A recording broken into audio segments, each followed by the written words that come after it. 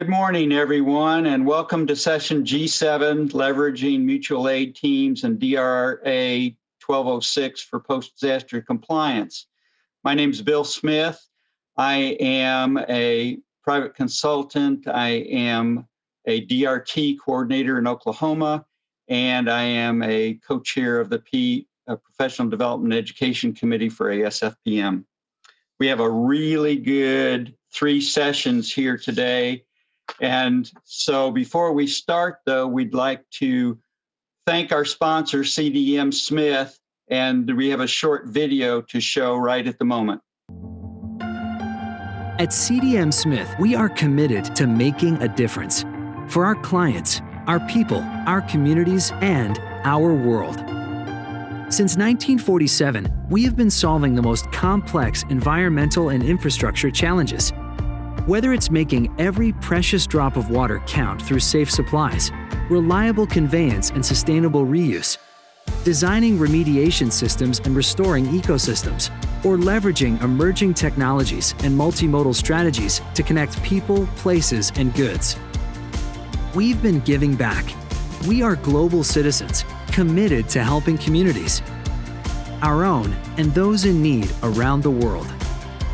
And perhaps most importantly, we've been making the world a bit better along the way. We're CDM Smith, and we can't wait to work with you.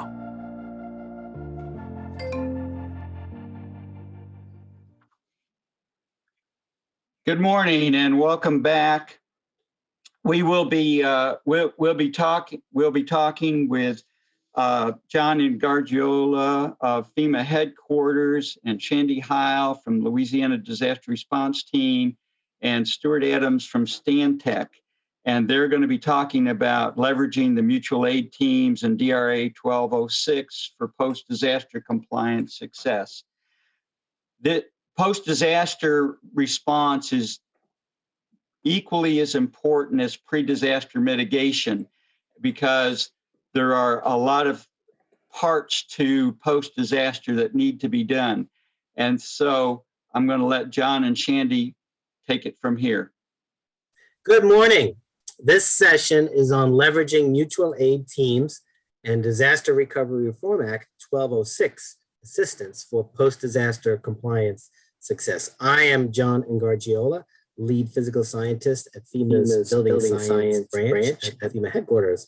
And I'm joined today by Shandy Heil and Zach Corcoran from Star 2 Consulting. So we are excited to present to you today. We do hope that you see some of the other building science presentations this week. This includes building codes saves, a presentation on virtual damage assessments, and a workshop on coordinating floodplain management ordinances with building codes. So I believe that this session, this topic is very timely, relevant to today, relevant to this month and next month, because we are in May and this is Building Safety Month. So the theme of Building Safety Month is prevent, prepare, protect. Building code saves. So we hope that you join in on our campaign and support Building Safety Month. And then of course, June starts hurricane season. So this is very timely for this discussion. Next slide. So to begin, most would agree that post-disaster code enforcement and floodplain management compliance and enforcement is critical to recovery, right? And getting help can actually make or break this mission. And so as we think about, as we start this off, there are hundreds to thousands of professionals in this space, floodplain managers, code enforcement officials, design officials, through their training, through their certification. This sounds like a ready workforce for this type of mission. So have you thought about that, how all of this is going to work? Yes, there's professionals out there. Are they just going to show up on your doorstep and do what's needed? How is all that going to work? So as we go through this, and think about your role, silent defenders or second responders, absolutely critical mission. And now there's new forms of assistance through the Disaster Recovery Reform Act that is going to provide immediate assistance following declared disasters. to help you do that post-disaster mission. So as we go through this and you hear what we're talking about, try and reflect on, what is your plan? Do you have a plan? How does that look? Are you working on it? What options do you have or are you considering? And to what extent are volunteers going to be a part of your plan? Very important questions. Next slide. We want to share with you today, with the basis being the Disaster Recovery Reform Act. Again, hopefully you've heard about this, but immediate reimbursement up to 180 days for what? For the critical work that you all do. Building inspections, expedited plan review, permit processing, and then the people needed to do it, and the equipment. So, those are the critical things that need to happen.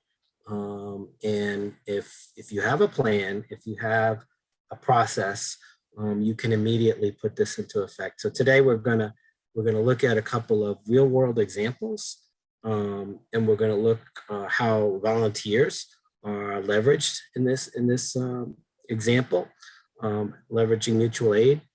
And we're also going to present to you some new mutual aid tools and guidance and some online portals with some building code information that you will find very useful.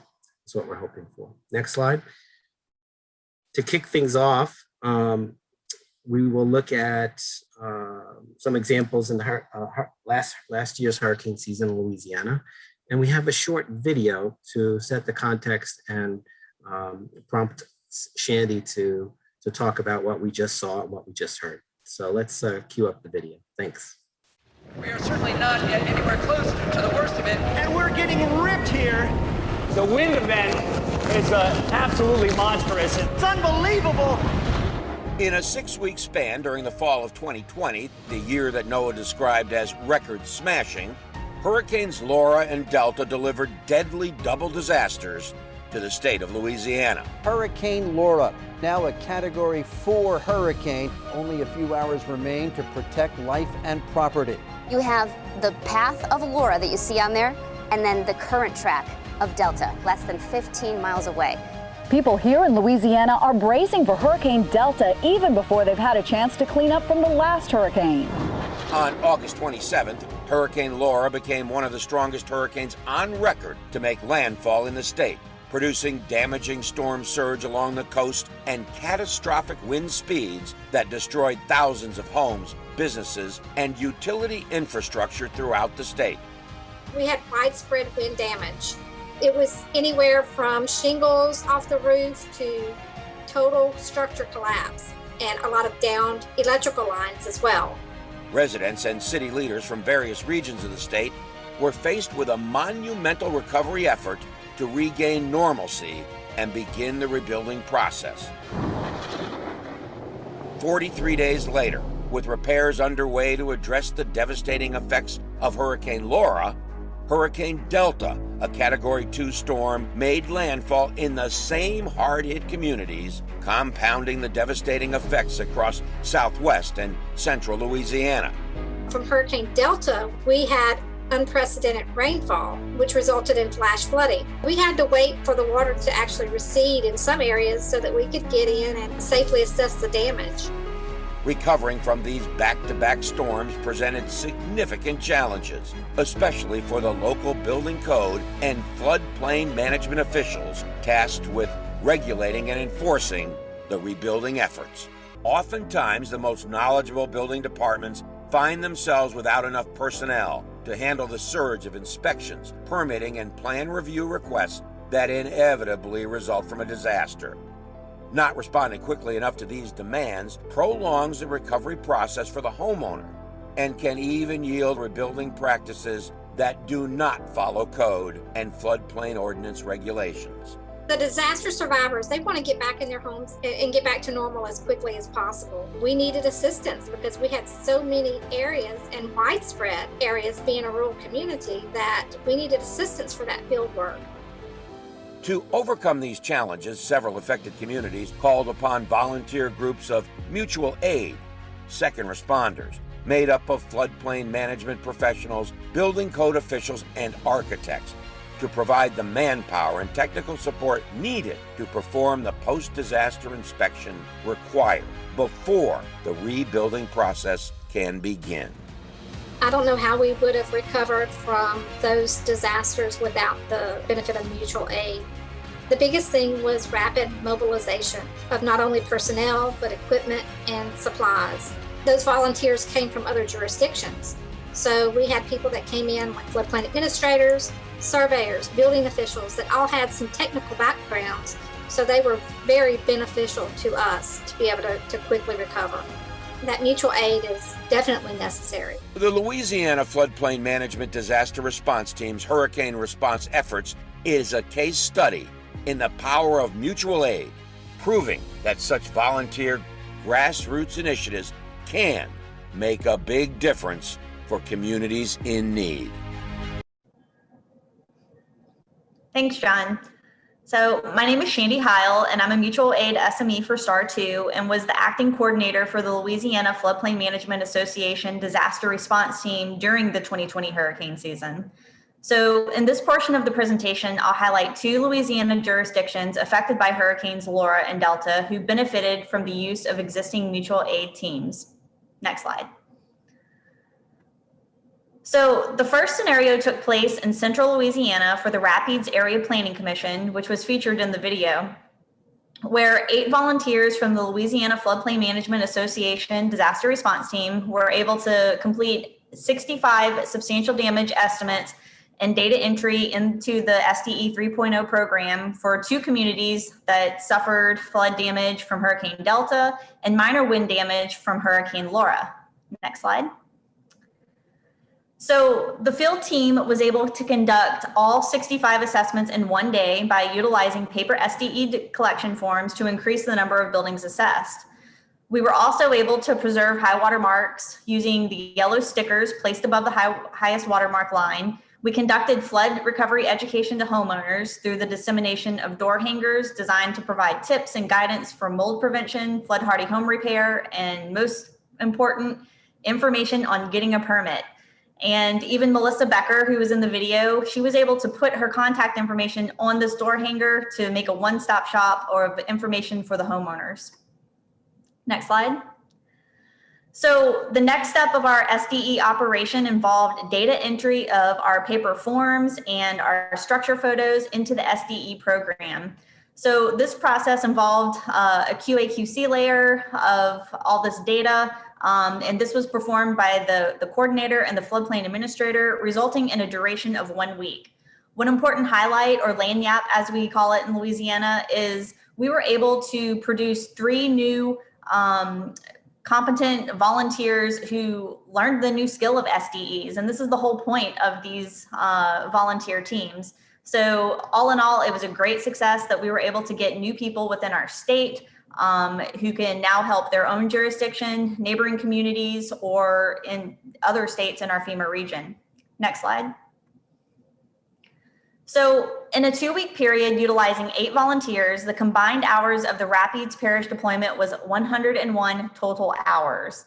So in addition to the SDE assessments and remote data entry that we were able to do, some other activities included coordination with the requesting jurisdiction. And that could be something as simple as emails and conference calls.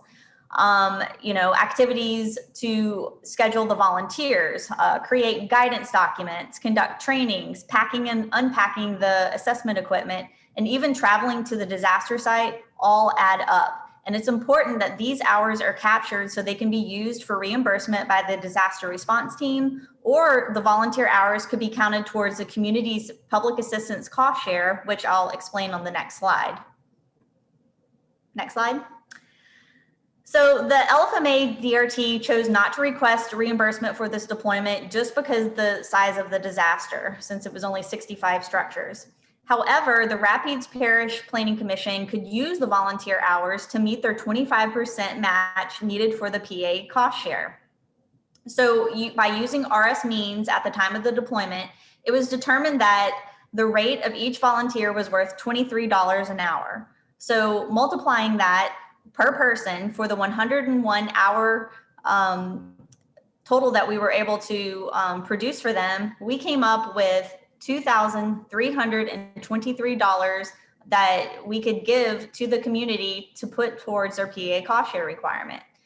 And it's important to note that the cost share would not only benefit use for future activities with DRRA 1206, but it could also count towards category A and B activities such as debris removal and public infrastructure work.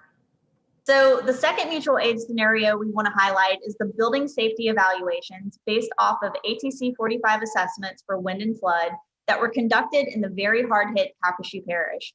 So these assessments were conducted by the State Fire Marshal, which is a designated state resource through the Louisiana Interstate Mutual Aid Compact, also known as IMAC, and the American Institute of Architects of Louisiana, which is a volunteer team made up of primarily private sector designers. So this distinguishment between public and private sector personnel is a very important facet of the mutual aid legislation, which defines the legal protections and reimbursement capabilities of second responders. We will review this more in depth in the second half of the presentation. It's also important to note that this deployment occurred slightly before the DRRA 1206 policy guidance was released. However, the mutual aid efforts that this group did, they are currently being reviewed for past disaster reimbursement through the policy. So I'm hoping that we can get a success story very, very soon on utilizing this new policy. One major takeaway that I did want to highlight with this particular deployment is that this jurisdiction was able to use the building safety evaluation data to screen or triage properties for SDE purposes. Next slide. So since these building safety assessments, which deem a structure structurally safe for human occupancy, typically take place before substantial damage estimates, this data could be used by floodplain administrators to have a better understanding of the overall damage of their community, identify where the hardest hit areas were, and better prioritize the use of mutual aid SDE personnel when they actually do deploy. This is because these two types of assessments record similar data, such as building address, high watermark data collection. So if you can see in the picture right there, it's circled right there where they spray painted the high watermark on the wall. It collects information like building attributes and even structural damage. So again, these collect similar data that can be mimicked with the SDE assessment.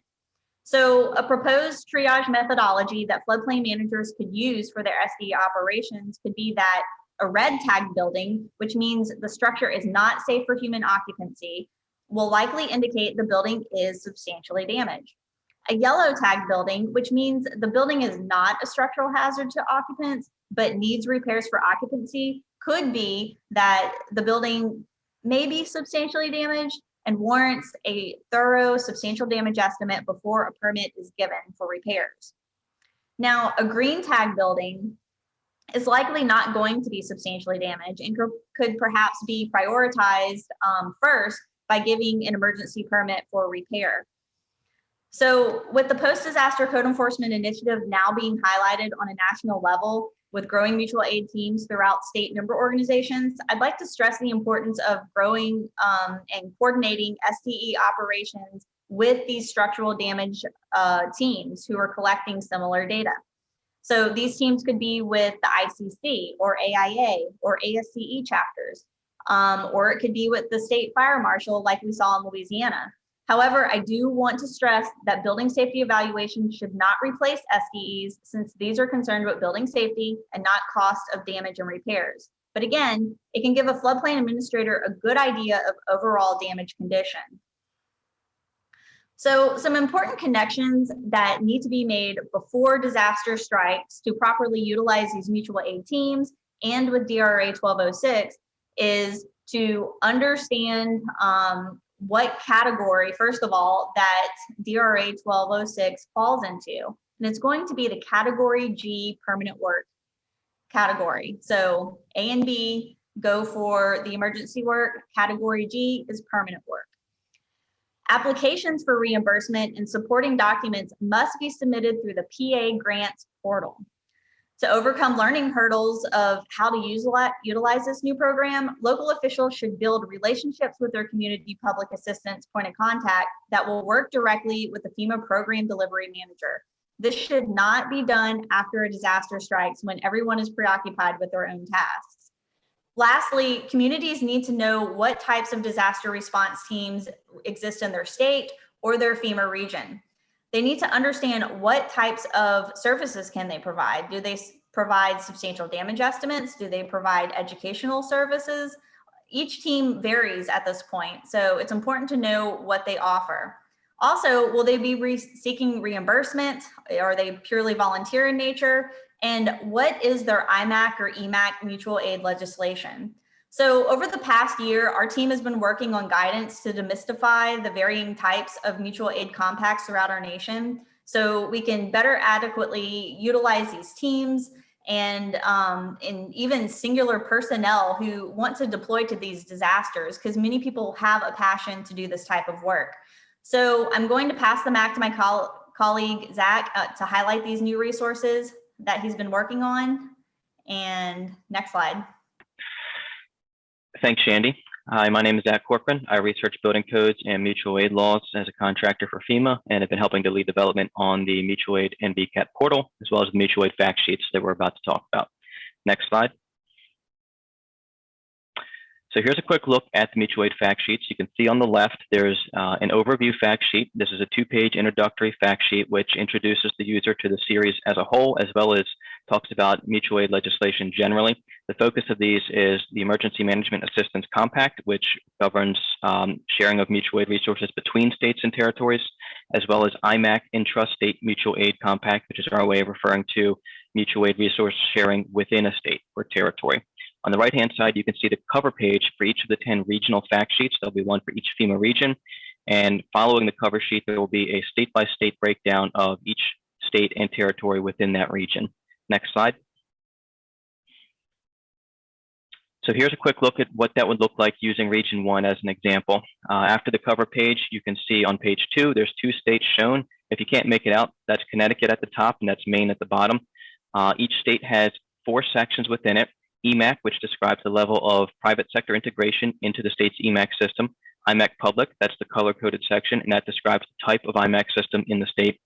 IMAC Private describes the level of private sector integration into the state's IMAC system. And the protection section describes the legal protections that the state gives to mutual aid responders within that state. And if the protections include architects or engineers explicitly, we will call that out by bolding the word architect or engineer and putting a gray box around the paragraph, as we've done in the case of Connecticut, shown on the screen. Next slide. We also have the mutual aid portal, or rather the BCAT portal, Building Code Adoption Tracking Portal, and the mutual aid layer is one of the features in that portal. In the screenshot shown in the slide, you can see the last tab at the top is clicked. That's the mutual aid tab. We'll do a live demo of the portal and how that works in just a second. The portal is available at the URL shown on the slide. It will also be available at the FEMA BCAT landing page. There is a current version of the portal published. It will be updated soon to use the new interface shown in this presentation. Next slide. And here is the 4 different types of IMAC systems. It's color-coded in the portal. It's also color-coded in the fact sheets shown earlier. The first type is the statewide opt-out IMAC program, shown in green. This is where the state creates a statewide mutual aid program and automatically enrolls all jurisdictions into it. They have to manually exit the program if they don't wish to participate. This is the best type because it has full geographic coverage of the entire state and wider participation because jurisdictions are in by default unless they exit. The next type is the statewide opt-in IMAC system, where the state likewise creates a statewide mutual aid system, but does not put jurisdictions in by default. They are out by default, and they have to manually join the system if they wish to participate. Hence, the participation rate tends to be lower. Individual compacts is the next type, shown in orange. That's where the state doesn't exactly set up a statewide system for jurisdictions to join or exit, but rather jurisdictions must enter into individual mutual aid agreements with each other or with the state. States shown in red are where our research has currently failed to find either a statewide system or a widespread use of individual agreements between jurisdictions. Next slide. And when we do the demo of the portal in a moment, you'll see that you'll be able to click on a state as we've done here with Arizona, and that will open up a window on the left where it's under the info tab that will show you various details about the state. It has sections within that window that correspond to the fact sheets. So there'll be an EMAC section, IMAC public, IMAC private, and protections as well. And in the case of Arizona, the information you see here would be the same thing you'd see in the Region 9 fact sheet when you look up Arizona. And we've highlighted Arizona here in particular because they have a really great EMAC expanding law where they have essentially empowered their governor to call up private sector and volunteer resources through their EMAC program, just as well as public sources, and gives them the same legal protections that they would get as their government counterparts. Next slide.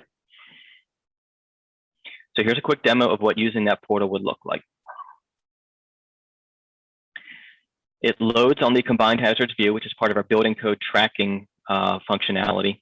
You would click over to the mutual aid tab shown above, which would load the mutual aid layer of the map. And you can click on legend in the upper left corner of the screen, which will give you a refresher on what those colors mean. And then you could simply click the state or territory that you wish to view the info on and scroll through it. We anticipate a future upgrade coming soon where we will break out mutual aid into 2 separate layers. Currently, this is an integrated layer and the color coding is only for IMAC. We hope to have a second layer soon where each EMAC and IMAC will have its own color coded layer. Next slide. We encourage jurisdictions, if they see that their information in the map is old or otherwise incorrect, use the email address shown on the left, which is in the metadata window when you click on any jurisdiction that takes you to the FEMA Building Science Helpline. Simply email the correct, most up-to-date information to that email, and we'd be happy to update the map accordingly. And with that, I'll pass it back to Shandy. Thanks, Zach. In summary, mutual aid teams can be an essential part of the post-disaster code enforcement process, and we hope this presentation provided the guidance needed to utilize them to their fullest potential if your community is ever in need. Next slide. So we would like to acknowledge all of the people who contributed to this presentation and letting us tell your story. And special thanks to FEMA Region 6 for the PA support information. Next slide. And we would like to thank you all for joining us today. And please reach out to our group for any additional guidance or help with utilizing the new resources that are provided, or you can reach out to the FEMA Building Science Helpline. Thank you. John, Shandy, and Zach, thank you very much for that presentation. Really good. It really brings home the effects of post-disaster impacts. We have one question here from Bill Neckerman. How was the team recruited and paid, and did the team consist of FPMs and/or code officials? Shandy, I'll put that to you, I guess. Yeah. With regards to how the team was recruited, the floodplain administrator for Rapides Area Planning Commission did put in a request through the state EMAC system to activate our team. Once we received that request, we put an all call out to the Louisiana Floodplain Administration disaster response team to see who was available to volunteer for this mission. We did not get paid for this. This was all in all, it took 1 day to finish the substantial damage estimates and then a week for 4 other volunteers to do the data entry. So all in all, this was purely a volunteer effort. As far as the who took part as a volunteer, it was floodplain administrators. We had a building code official. I'm a private sector employee. We had another designer. But in the case of the building safety assessments, that was mainly designers and the state fire marshal. So there's a huge mix of people who are qualified to do this work. And, luckily we were able to get out there and help the communities in need this season. Thank you. Elisa asked a question about tracking the hours in advance or after the fact and how time consuming that tracking was to try and accumulate those. Honestly, the tracking was one of the most difficult parts. It is very time consuming. And whenever you're trying to, especially use those hours for reimbursement or to provide a PA cost share for these communities, every minute counts.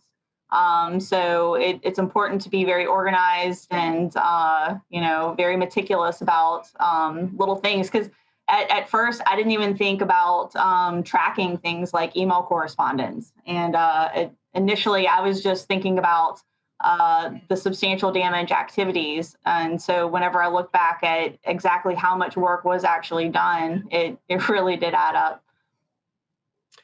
up. Joy has a question, and I'm going to answer it. She says, in Michigan, we're trying to start this process, and any tips on where to start? Just as I shared the Oklahoma Disaster Response Team program with Shandy, and she took it and ran, either Shandy or I can share that same program with any state. I've been to about 8 or 9 different states and have worked with the states to try and create this. I have the entire program from Oklahoma as a Word document, and I am glad to share that with any state association. Also, ASFPM is in the process right now of creating an overall policy program for states to use as a guide to set up similar disaster response programs like Shandy and I have. Illinois has, North Carolina has. So there is, you can contact us either through ASFPM or directly, and we'd be glad to help you on that.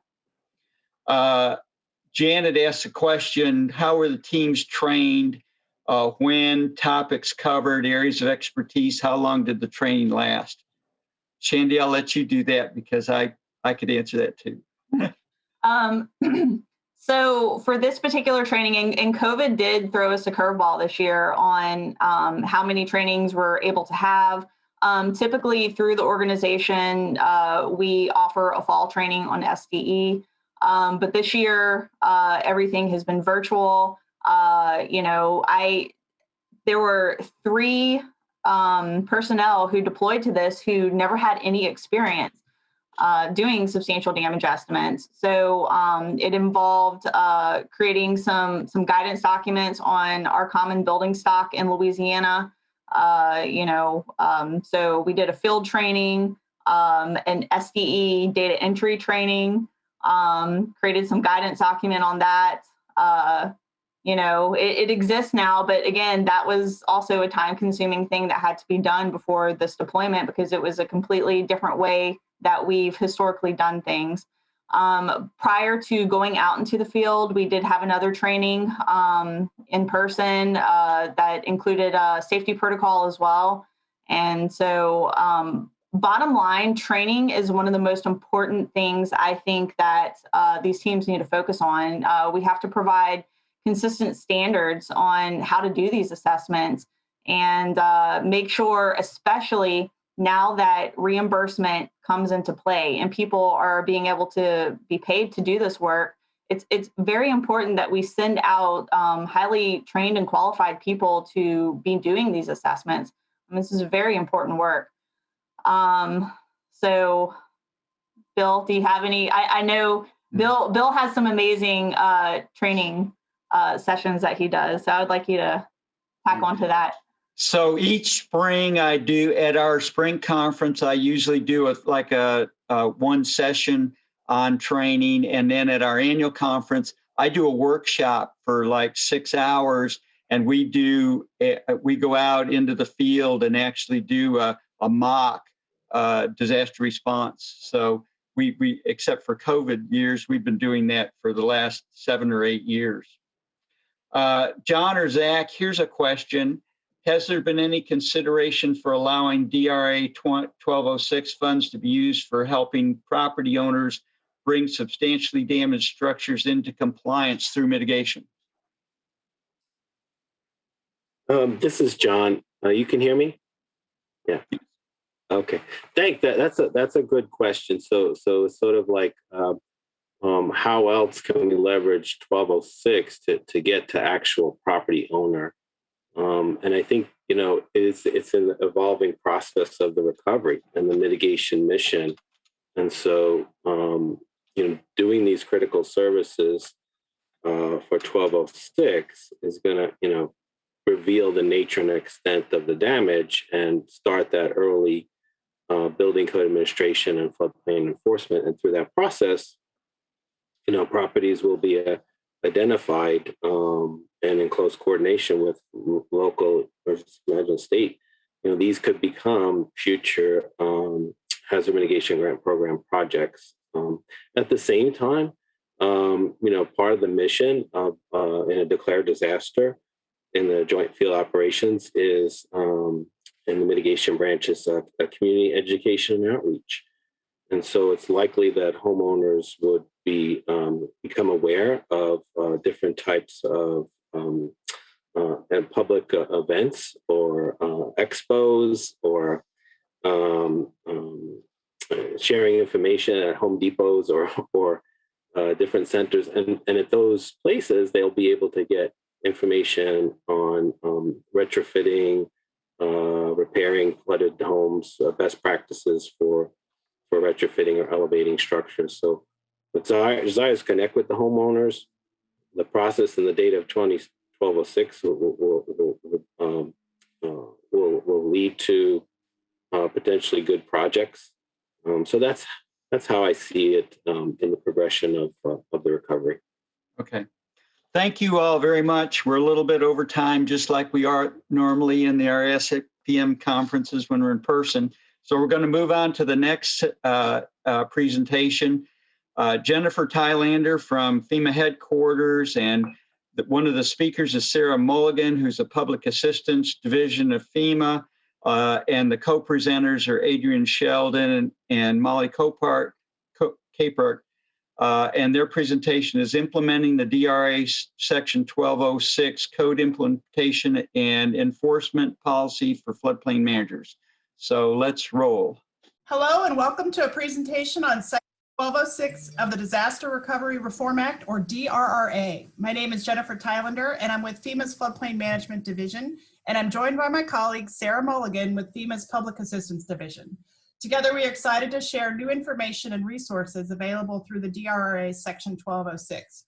Section 1206 authorizes FEMA to provide assistance to state and local governments for building code and floodplain management ordinance administration and enforcement. Let's take a look at our agenda of what we'll cover today. Today, we'll be providing you an overview of the policy and its goals. We will describe the available resources for state, local, tribal, and territorial governments to include eligible and ineligible activities and costs. We will outline the community requirements necessary to receive support, and then finally dive into the grants portal website. The slide presentation should last approximately 20 minutes, and then we'll use the remaining time for Q&A. But first, let's provide a little bit of background on DRRA Section 1206.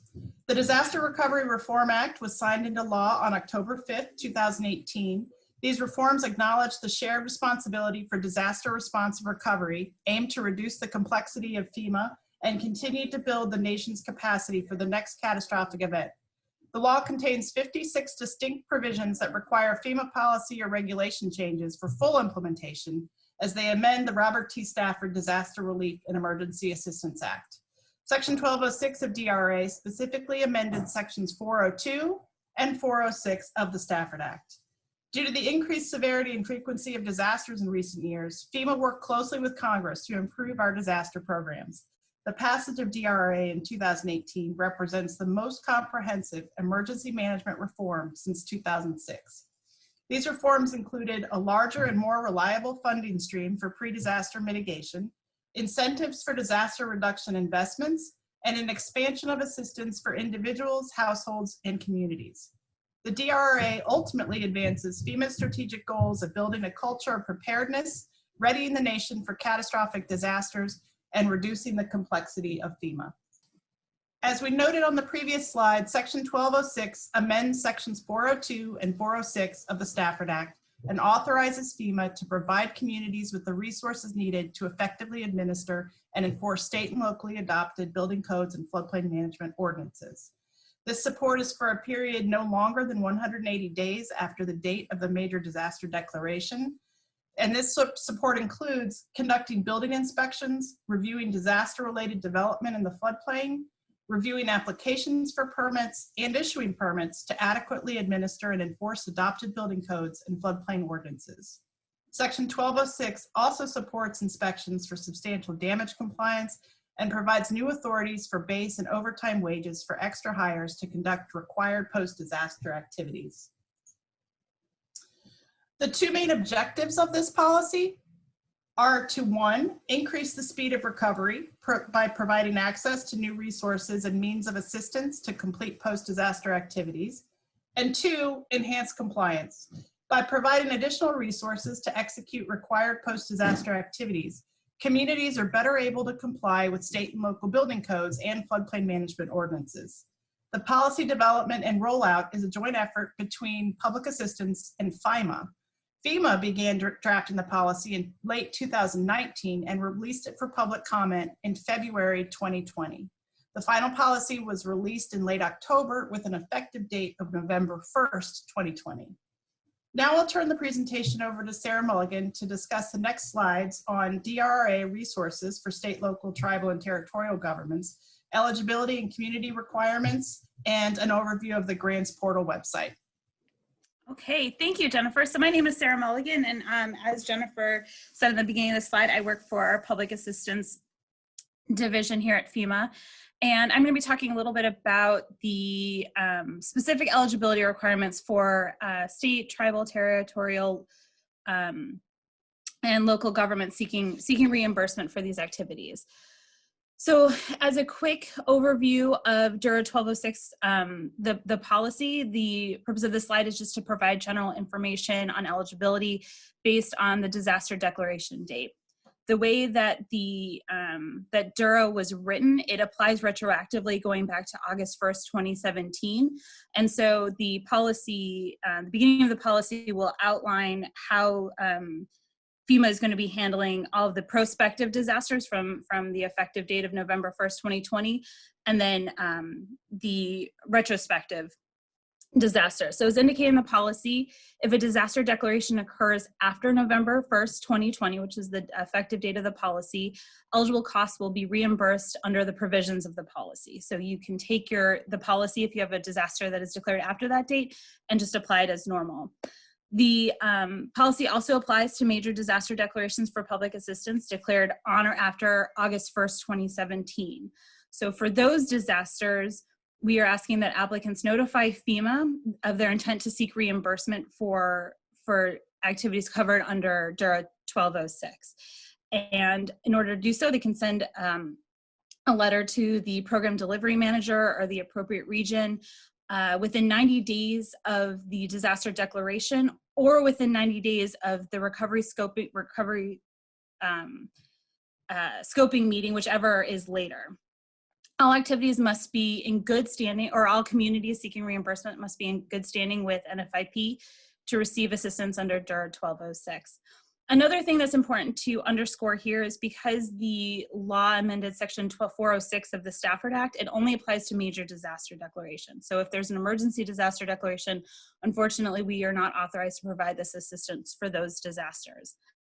So as a quick summary, if the policy's effective date is November 1st, 2020, eligible activities will include those occurring either after November 1st, 2020, or for major disaster declarations that occurred between August 1st, 2017, and the effective date of the policy, so long as the applicant provides written notification to FEMA that they intend to seek reimbursement. Activities that occurred prior to August 1st, 2017 are unfortunately not eligible for reimbursement. So what we would like to do here is provide a high-level overview of the types of work that is supported under DRRA 1206. So now that you have an idea of the eligibility criteria for timing, we're going to talk about the 4 different buckets of work that we'll be funding. So this will go to building code administration, code enforcement, floodplain management regulation administration enforcement, and substantial damage determinations.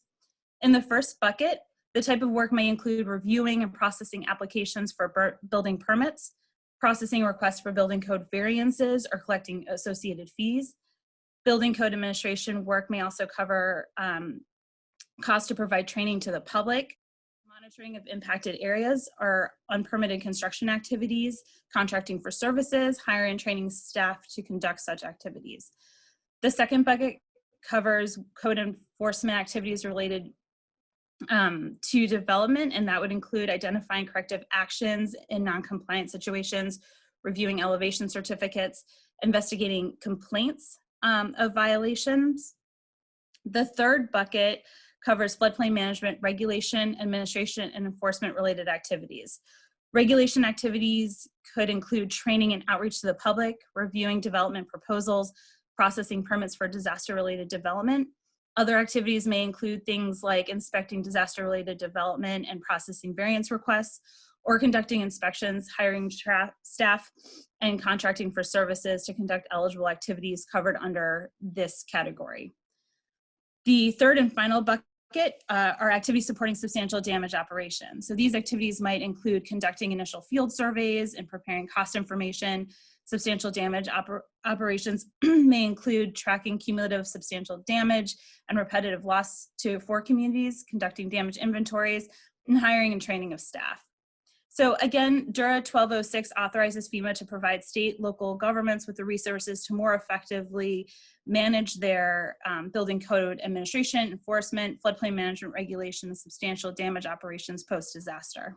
So now that we've covered the criteria around timing and the types of eligible work, we wanted to provide some detail on the remaining eligibility criteria for work under 1206. So one thing to note that the way that the policy was written provides a very detailed but not exhaustive list of eligible activities. So it's entirely possible that an eligible activity is not detailed in the policy, and the intent of the policy was to describe the parameters for eligibility. But generally, what we'll be doing is finding anything that is consistent with the work that is normally done by a community to administer and enforce their building codes or floodplain management regulations and ordinances should be eligible under this, this provision. All building code and floodplain management ordinance administration and enforcement activities must relate to the repair, replacement, retrofit of disaster damaged buildings. And so unlike a lot of other assistance that public assistance provides under section 406, this can relate to both public, private, commercial, residential properties. So anything that a normal building department would provide this service for in blue skies scenarios would be eligible for public assistance for the purposes of code enforcement and administration. Activities that are not eligible are anything associated with non-disaster damage development. So if there is a permit application that comes to a local building department for a kitchen remodel, that would not be eligible under this assistance. We're just keeping it to disaster related development and recovery work. Also not eligible are activities to update communities, laws, rules, or procedures or requirements, like updating a building code or adopting new zoning requirements. And the reason for that is because of the way that our authorities are written under section 406 of the Stafford Act. Everything has to be a result of the disaster. And so outdated building codes or outdated zoning requirements aren't necessarily a result of the disaster. So therefore, they are generally ineligible for this assistance. Now that we've talked about eligible work, we're going to dive into a little bit about eligible costs. So eligible costs under section 1206 are reimbursed at the cost share for permanent work. And this includes extra funding for overtime wages for budgeted employees. Straight time for budgeted employees is not eligible. That's covered under the general operating budget of a community. So anything that they have to pay overtime to respond to the disaster would be eligible for reimbursement. And straight time and overtime for extra hires. So if there is an emergency management agreement that states might have with one another, those costs would be covered. If it's costs associated with contracted work or temporary extra hires, that would generally be covered under this policy. Additionally, the purchase of supplies and equipment necessary to effectuate the eligible work is also covered here. And now I'm going to turn it back over to Jennifer to talk a little bit about FEMA's Risk Management Division and their contracting support. Thank you, Sarah. Sure. Over the past 15 to 20 years, FEMA has provided direct assistance to communities through the substantial damage data collection contract support. And these efforts were funded at 100% by FEMA. With the issuance of the 1206 policy, there will be some changes when this type of direct contract support is available and in funding cost share requirements. FEMA's substantial damage data collection contract support available to support SLTTs with eligible activities as described in the policy. However, the policy limits its availability to cases where the state, tribal, territorial, and local government lack the capability to perform or contract for eligible substantial damage data collection related efforts due to the extreme catastrophic nature of an event or a demonstrated lack of resources. The policy is primarily focused on PA grant reimbursement and for eligible activities performed by SLTTs and their contractors. For both PA reimbursement and the direct substantial damage data collection contract support, assistance provided will be subject to the permanent work cost share applicable to the disaster. This cost share is usually, but not always, 75% federal, with the remaining 25% to be provided by the state, local, tribal, or territorial entity. Local governments that seek assistance through FEMA's substantial damage data collection contract must submit a request in writing to the state, which will review and, if warranted, submit the request to the FEMA regional administrator. Similarly, states seeking assistance will submit the request to the FEMA regional administrator as well. Requests must include specific information as detailed in the policy.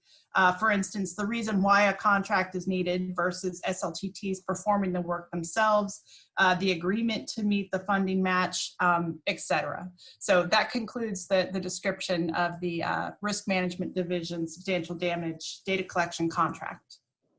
Thanks, Sarah. Turn it back over to you. All right, thanks, Jennifer. So going into a little bit about communities' requirements, communities wishing to seek reimbursement for activities covered under this policy must submit their applications for reimbursement and all supporting documentation through the PA Grants Manager portal. PA provides technical assistance to communities that are unfamiliar with this grants portal when a disaster is declared. There are also various trainings online that can be taken. To receive funding, applicants must submit the following documentation to FEMA. So that will be all supporting documentation necessary to demonstrate that the work was completed, or an estimated task and cost for the work to be completed. And that would include a lot of other demonstration of compliance with things like procurement that have to follow requirements as outlined in public assistance policy, as well as Code of Federal Regulations for all federal grants. All documentation associated with work completed through something like an Emergency Management Assistance Compact, an EMAC, resource requests or interstate mutual aid agreements. This could also include a cost breakdown of the total costs, applicants' accounting of expenditures, procurement documents, or any demonstration that allows, or any documentation that allows FEMA to validate that the work was performed. So you need to demonstrate that the work was completed, demonstrate or provide information on the location of the work, and then validate that the resource requests or mutual aid agreements, exactly what went into those agreements and how they were executed. And again, the community requirements these are all community requirements in order to receive support under DRRA 1206. So the next thing we have are just a couple of screenshots to show folks what to expect when you sign into the grants portal. For anyone who is familiar with FEMA or has had disasters in the past that have fallen under grants portal, we have a new software that we're using as an interface between FEMA and our communities, and it offers a lot more functionality than our previous systems have provided us.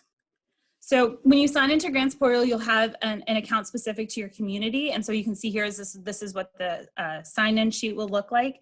Again, anyone who has trouble accessing the system, there's plenty of resources, both online and personal resources that can assist. All right, moving on here. For past disasters, we are continuously making updates to the grants portal. And so when you sign in for the first time as either a new applicant or a returning applicant for a different disaster, you'll get a list right here of all the different changes that have been made to the grant portal and an explanation of that functionality and why it was made here, right here. So you can refer back to if it looks a little different or if there are new things to fill out, you can always refer back to this slide to show you what the major changes have been.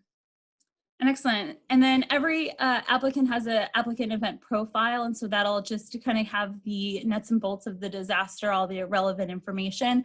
And from here, you'll be able to navigate towards the process of actually filling out getting initial documentation submitted, scopes of work, and kind of starting to build the process here. And so it's very much a collaboration between FEMA and the applicants, and everything is in here. And so applicants will get notifications when different parts of the grant application move through the system. And there's hopefully a lot of visibility, and it'll make sure that applicants are kind of aware of the movements of their grant and their grant funding along the way.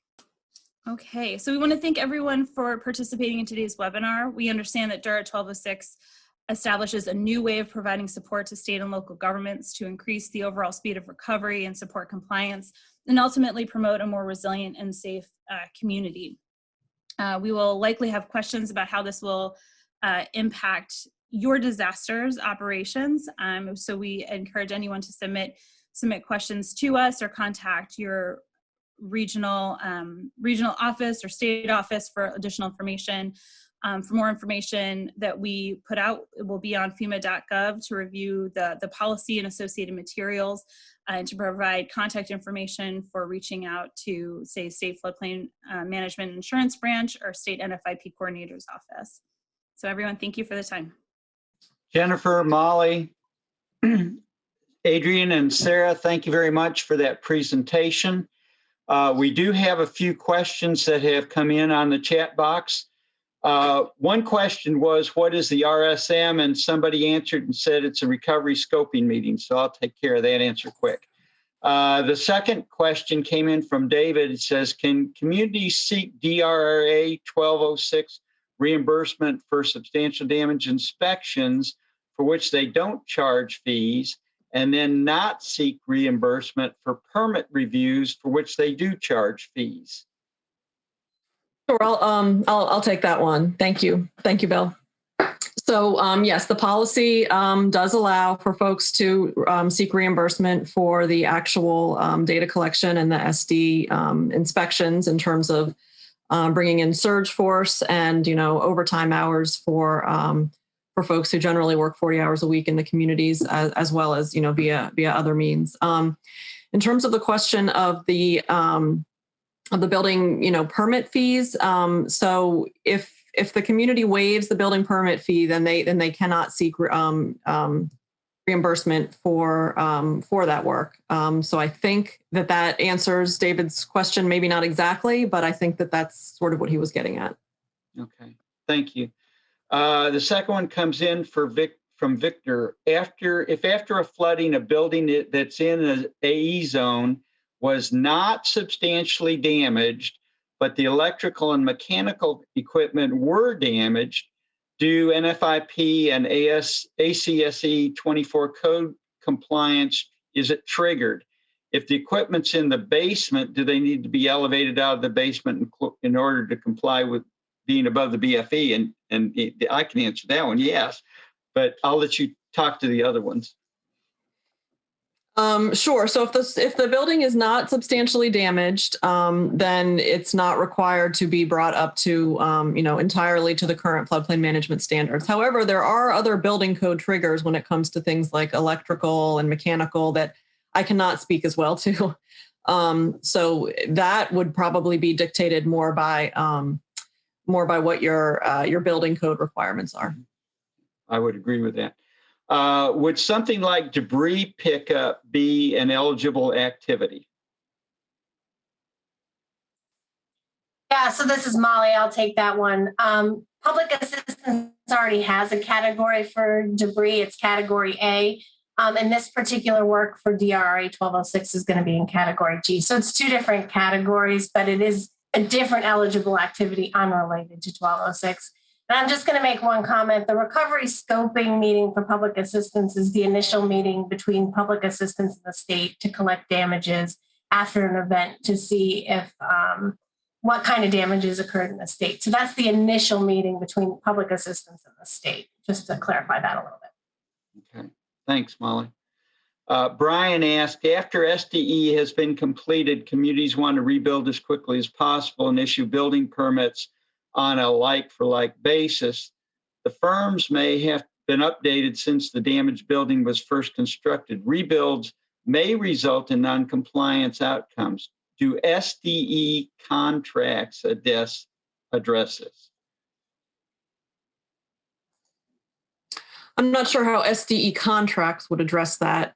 So when we're doing substantial damage determinations, we're not just looking at pre-firm buildings, we're looking at non-conforming buildings. So we're looking at buildings that may have been built to older regulations that are no longer what the community has adopted and is enforcing. So if a building is substantially damaged, even if it was, not a pre-firm, but a building that was built maybe 10 years ago and the maps and the regulations have changed since then those would still be required to be brought into, under current regulations if they were substantially damaged. So I hope that answers Brian's question. Okay. Hi, Al. Al Goodman wrote, paperwork should be submitted by PA staff or mitigation staff or either.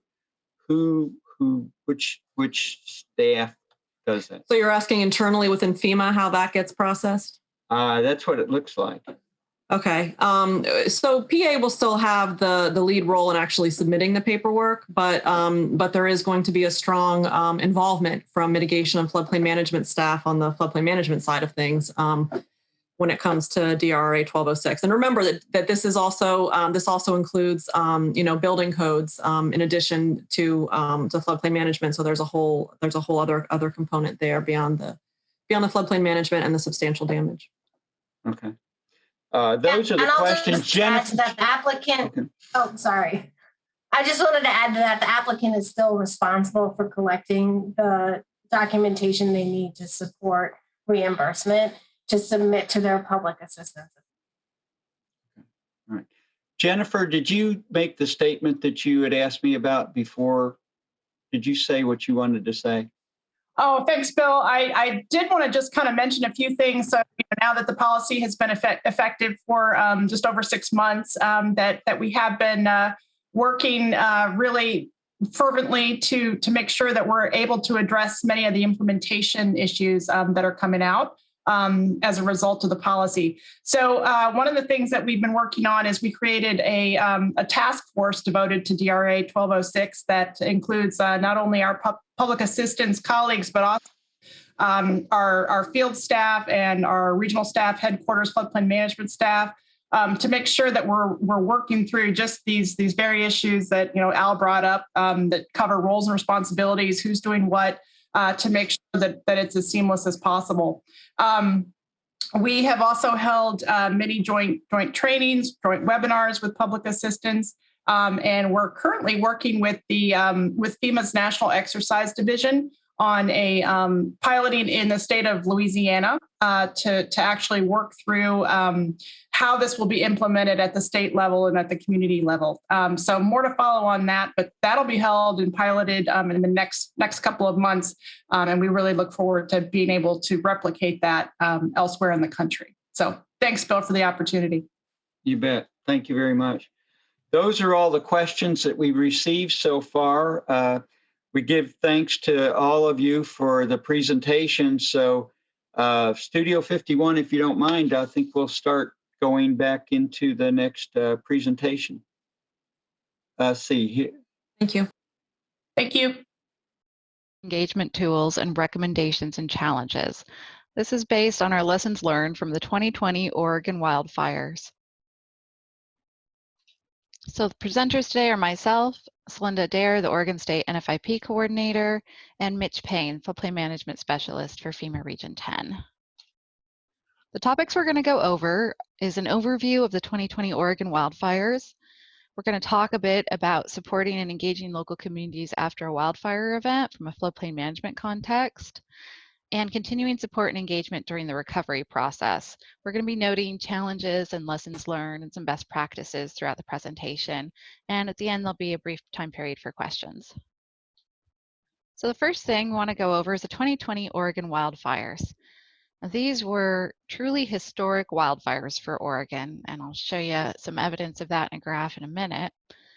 So this happened on Labor Day in 2020. We had over 1.2 million acres burned, more than 4,000 homes destroyed, 8+ counties impacted simultaneously. So we had presidential disaster declarations for all of those communities. It was really a devastating situation. I'd never felt Santa Ana winds in central Oregon before on this side of the mountains. So it was something to behold. We had a number of individual fires burning simultaneously up and down Oregon from north to south. You can see some of the major cities here highlighted: Portland, Salem, Eugene, and Medford. And you can see it's just a straight row of them. So Lion's Head had 204,000 acres and was the largest. And it really just spread through the Santiam Canyon and wreaked devastation as it went. Beachy Creek, Holiday Farm, Slater, Riverside, and Archie were all large fires. There were unfortunately some fatalities associated with these fires, and just a huge amount of communities, small and large, that were impacted. The number of evacuation notices were historic. It was just a really unprecedented event in Oregon due to this really unusual dry weather that came in out of nowhere. So I want to focus on a bit about the impacts for forestry. So this is a great slide the Oregon Department of Forestry put together.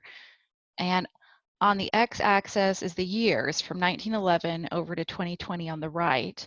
And the y-axis shows the burned and number of fires. It shows we had total number of 912 fires in 2020. Over 500,000 acres protected forestry lands burned, and total burned area for all the fires together was just over 1.2 million acres. This is really something. As you can see, we had this nice long stretch from about 1940 up where we had pretty minimum fire activity, and then we just blew it right off the chart in 2020. There were also impacts in rural areas. This is a picture of Talent, Oregon, which is down just around the Medford area towards southern Oregon. And it shows just the devastation in urban areas.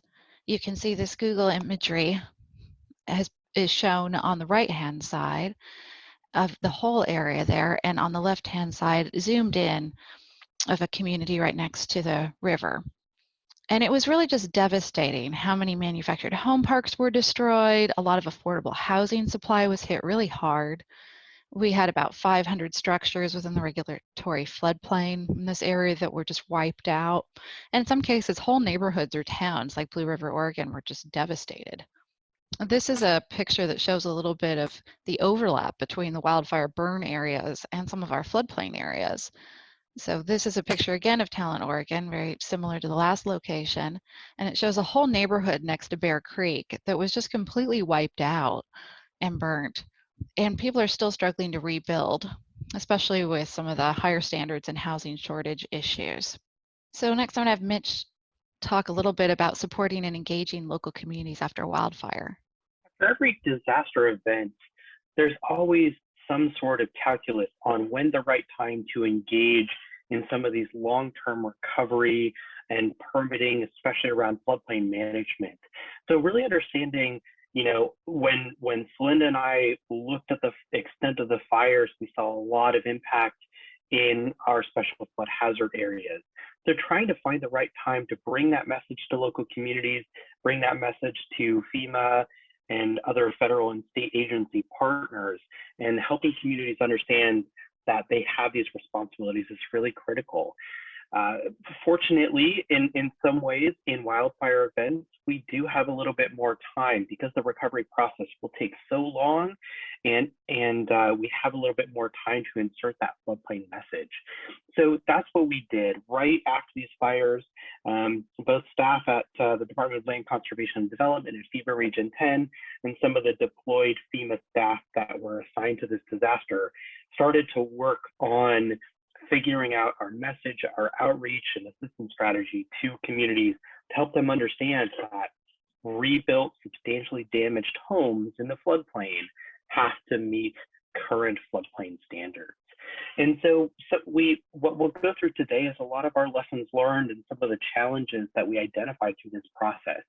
And some of the ways we approach this right from the start, we're trying to figure out how we can share our simple and straightforward messages as part of our outreach processes and the materials we put together, making sure that people understood the fact that there is increased flood risk after fire as well.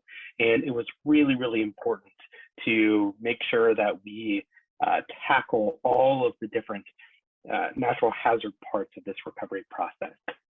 We spent a lot of time developing resources for both communities, and we developed resources and pushed out our outreach message to insurance agents and lenders and other stakeholders that are all part of floodplain management to really help people understand what the risks are and what some of the best practices in rebuilding that we can provide.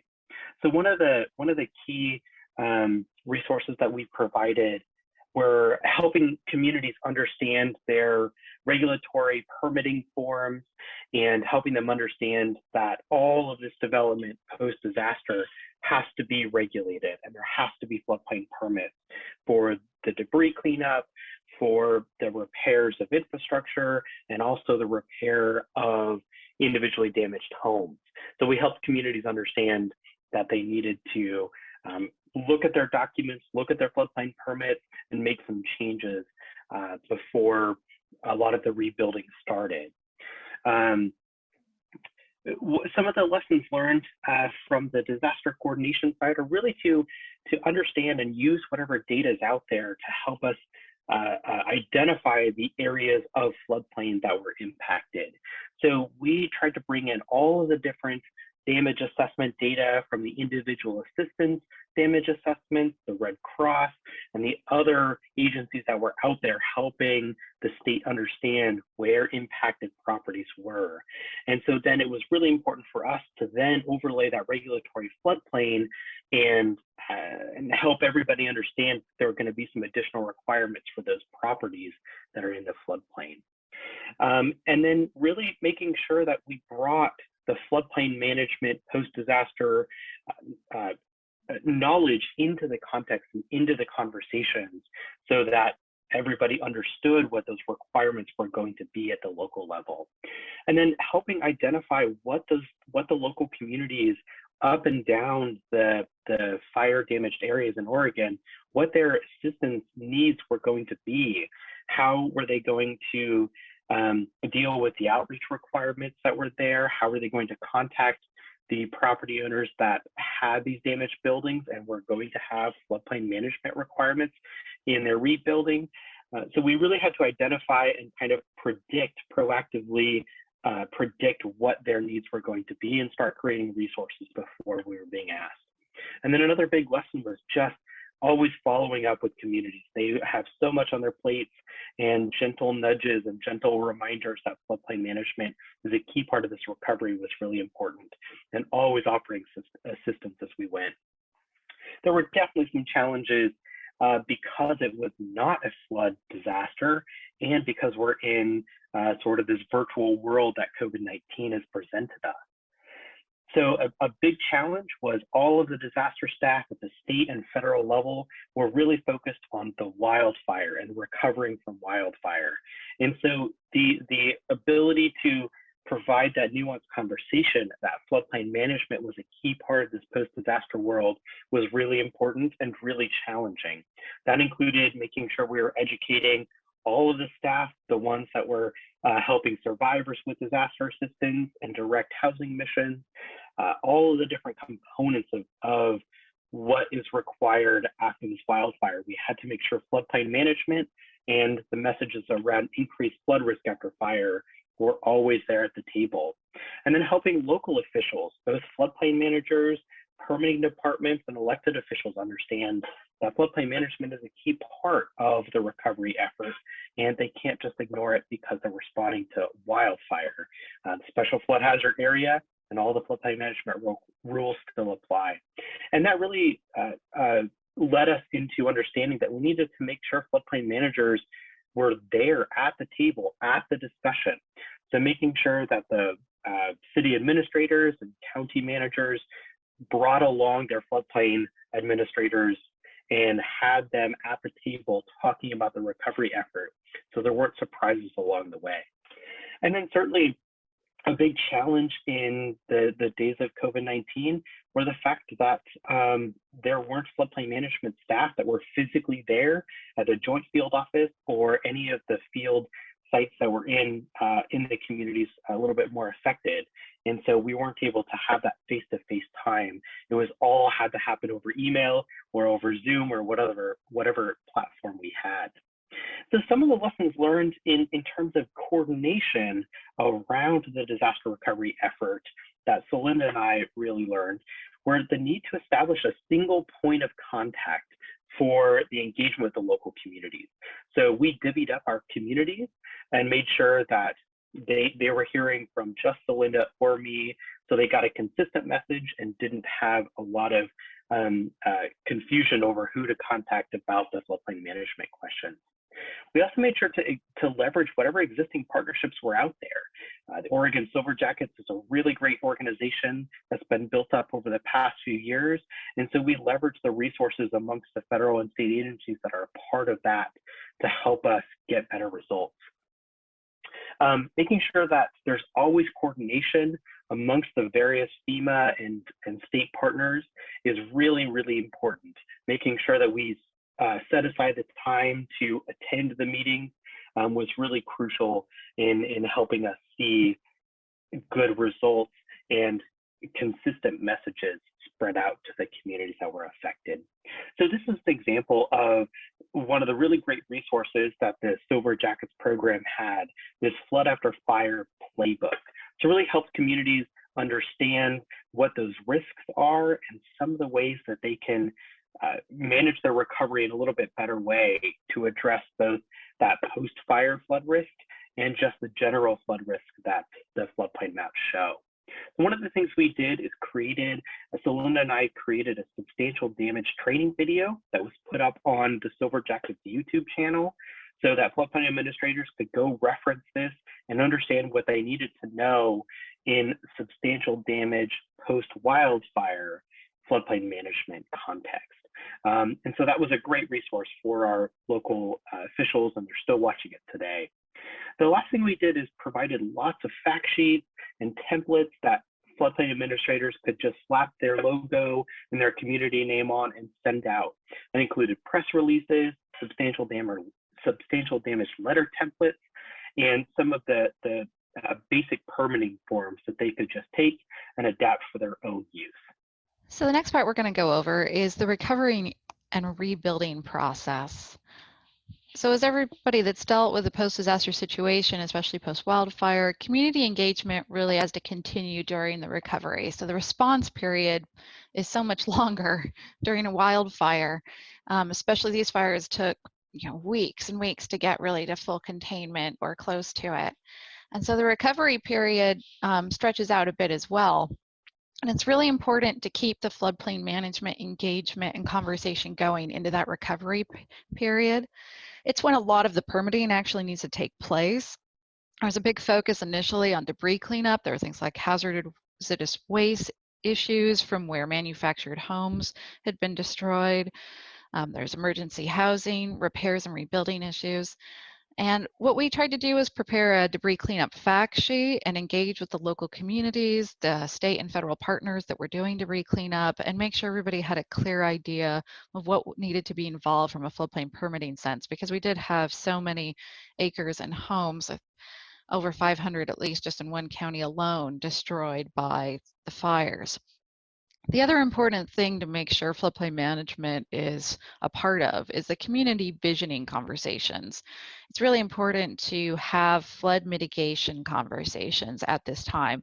A lot of folks are really focused on just rebuilding, which is quite understandable and is really needed. We need to get people back in homes, but it's really an important time to persevere with the message of we need to look at how we can build back better. We need to look at mitigation. We need to look at visioning and alternatives. These are hard conversations to have, but they're very important. I'm working with your state hazard mitigation officers and all the other mitigation staff at FEMA, and really supporting your floodplain managers and the city managers in those local conversations with elected officials is an important thing to maintain. And of course, just keep the dialogue going. Make sure that as the initial response dies down and it moves into the recovery realm, and this deluge or slow trickle of permit comes in for either debris cleanup or rebuilding, that the floodplain managers feel that they have that support. If you have communities that don't have a lot of experience doing floodplain permitting, they may need a bit of extra help. So it's a good time to really be available, engaged, and checking in with everybody regularly. So there are some challenges with floodplain management in the Oregon wildfire situations. Most of the communities impacted actually were experiencing housing shortages to start with, which is never an easy time. We also had some homelessness issues. So an overall shortage of land outside of the floodplains for emergency housing became an issue. The direct housing mission had a lot of conversations and challenges. We also had some communities that had higher regulatory standards that actually limited and prohibited placement of recreational vehicles in some flood zones, or prohibit redevelopment of residential structures within floodways, and in some cases put limits on them within the general 100-year floodplain as well. So it's really important to share the local regulatory standards out with everybody, from the direct housing mission to the elected officials to the NGOs and groups that are coming in wanting to help clear up and rebuild, so that they know to get floodplain permits, they know what the standards are, they don't assume it's just the NFIP minimums, and also helping the local community floodplain managers. There can be a lot of pressure to waive regulations and speed up development. People want to do the right thing, they want to help people, but we saw legislation introduced, we saw a lot of things happen that really aimed to just kind of let everybody go back the way they were, and it was hard but needed to be done, supporting the local floodplain managers from all levels to say, no, that's not what your local regulations are. You can't ignore those. You have to have the hard conversations and sort out solutions. So that's definitely one of the biggest challenges we dealt with. Some of the other ones, though, are insurance claims and deadlines. There's cases where, because of the wildfire, especially if there's hazardous waste cleanup or major debris cleanup issues, where the insurance claims and payouts have a deadline associated with rebuilding, and it can be very hard to meet that if you have significant debris cleanup challenges, or if you're going through a floodplain permitting process and your local community is completely backlogged because they have limited staff. It can also pose a big challenge for flood mitigation opportunities because of the timeline with a lot of the HMGP grants, et cetera. It's kind of a big issue to making them effective. Flood insurance is also required due to the need for a new mortgage, and there's a lot of pressure, once again, to waive regulations like building codes that you have to stand firm around. So some of the best practices and lessons learned around recovery are to just stay engaged, keep talking to the local communities, keep talking to the officials, keep talking to your floodplain managers, keep tabs on the workload. We were able to actually work with FEMA Region 10 and some of the local direct hires that were issued through this disaster, to have one of them embedded in one of our worst hit communities where the whole staff had basically left and they were starting from scratch in the recovery period. Also, it's really important that you familiarize yourself with all the community's individual floodplain regulations, talked about those higher standard issues. It's really good for you to be able to convey to all those interested parties on the community's behalf, everybody from the NGOs to FEMA to other state agencies, what those higher standards are so that nobody's caught unawares by them. And just keep giving communities that support and guidance. Working with partners to find some creative solutions. In some cases, we had communities that had higher standards like some buffers or things that proved a little bit tricky, trying to work through all the options with them. Raise the mitigation options at every chance you can get. Make sure you're connecting them with your mitigation team, and just continue to conduct the outreach on the increased flood risk after fire and the debris flow. We had a small rain event that caused a bit of that. Luckily, we've avoided any major floods so far. Knock on wood, we're still in spring thaw, but it's really important to not let up on the messaging that flood risk, for 2 to 5, maybe even 7 years after the wildfires is increased, and to work with your Silver Jackets team or your state resources and FEMA partners to identify any cases where communities need technical assistance, where they need to have new mapping or some initial risk analysis done to really see what's changed to their floodplain, and make sure they realize that they need to do messaging and outreach to their local community residents about that increased flood risk, even outside of the previous floodplain, because with the baked earth conditions, the loss of vegetation, and all the other issues that come with a wildfire from a flood context, it's realistic to always convey to them that there's going to be flood risk outside of where the map showed, even more so than normal. So these are some of the best lessons learned we can pass on. Just keep working with your communities. It's a long haul, and sometimes the issues are a little different compared to a post-flood. Definitely the rebuilding is almost in all cases starting from scratch, even down to the foundation. So keep supporting the floodplain managers and the communities, and make sure that floodplain management stays a part of the conversation. That's it for our presentation. If you have any questions, we'll take them now.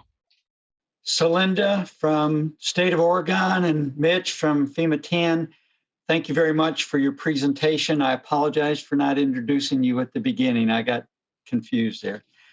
We do have some really good questions, so I'm going to start throwing them out. Mary asked, were there any public-private partnerships that assisted you in the community engagement and outreach process?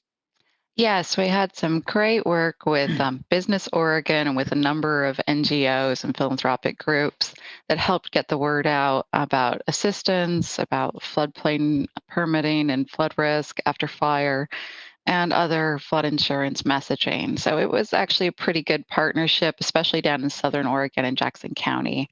And Business Oregon was really instrumental in helping connect us as well. And there was some FEMA Region 10 stakeholder engagement work through their external affairs that went a long way too. Thank you.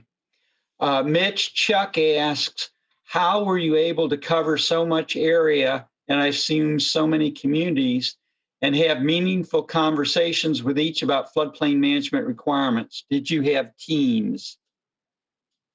I think actually the virtual world helped us in that way. It didn't require us to go drive community to community. And so we were able to connect in a fairly rapid way over Zoom and other virtual engagement tools. And that really kind of was an advantage in this situation. I don't know that it was our preference necessarily. It's better to meet in person, I think, but Zoom certainly helped. Mary asks, what do you attribute the low number of fires to during that stretch period from 1940 till last year? Was it because of logging greatly slowed down or fire suppression increased?